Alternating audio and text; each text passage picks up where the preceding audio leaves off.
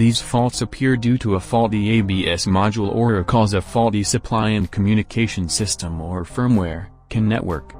In most cases you can be lucky with just the ABS pump repair. For more similar clips and solving other problems, don't forget to like and subscribe. Thank you for watching.